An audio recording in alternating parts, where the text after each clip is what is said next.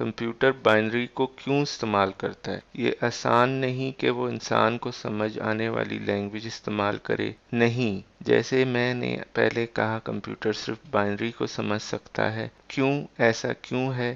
یہ ایک اچھا سوال ہے۔ جب لوگ یہ کہتے ہیں کمپیوٹر صرف بائنری سمجھ سکتا ہے، یہ آپ کی سمجھ میں نہیں آتا، یہ بات آپ کو یہ نہیں بتاتی کیسے، لیکن میں آپ کو اس بارے میں بتاؤں گا۔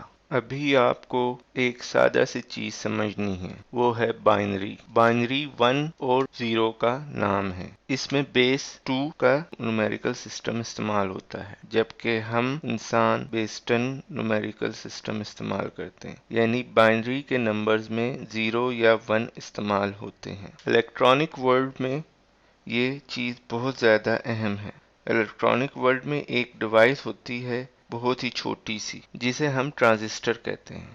اگر آپ اس کے بارے میں نہیں جانتے تو میں بتاتا چلوں، یہ 1947 میں بیل لیبارٹری نے بنائی تھی۔ یہ TNT بنانے کے لیے اس میں استعمال ہونے والی ایک ڈیوائس تھی۔ خیر، ٹرانزسٹر میں 3 پنیں ہوتی ہیں جو ایک ڈیوائس سے جڑی ہوئی ہوتی ہیں۔ ایک پن کو کلیکٹر کہتے ہیں، ایک کو بیس اور ایک کو ایمیٹر۔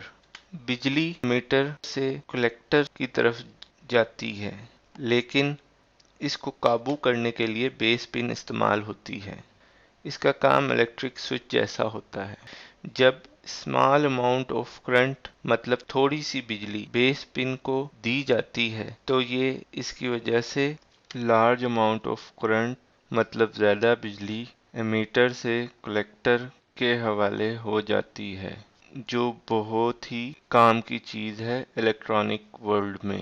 کمپیوٹر میں بجلی کے بہاؤ اور سگنل کو بھیجنے کے لیے یہ چیز استعمال ہوتی ہے۔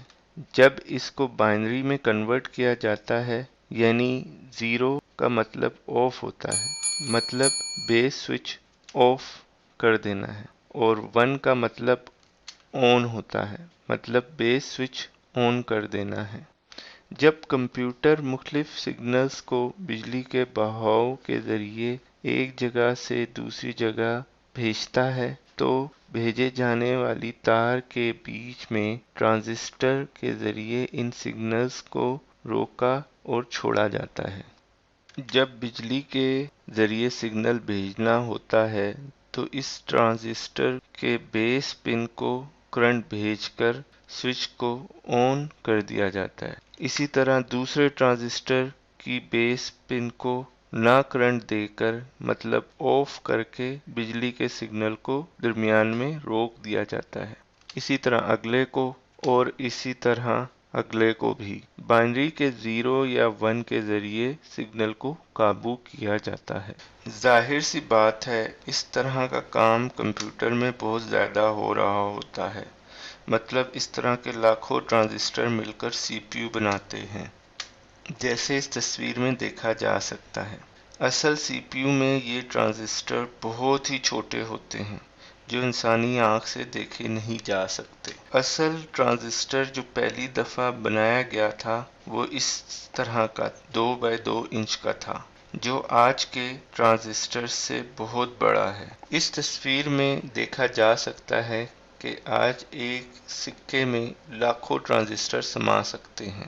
چونکہ ٹرانزسٹر کا کام بہت ہی سادہ ہے، مطلب ایک سوئچ کی طرح آن یا آف والا ہے جو اسے بائنری سمجھنے کے قابل بنا دیتا ہے، مطلب 1 کے ذریعے آن کیا جائے اور 0 کے ذریعے آف کیا جائے۔ ہم اس چیز کی پرواہ کیوں کر رہے ہیں؟ کیونکہ پروگرامنگ لینگویج آخر میں بائنری میں ہی بدلتی ہے، جس کے ذریعے ہم کمپیوٹر کی کوئی بھی ڈیوائس کو اپنے مقصد کے لیے استعمال کر سکتے ہیں۔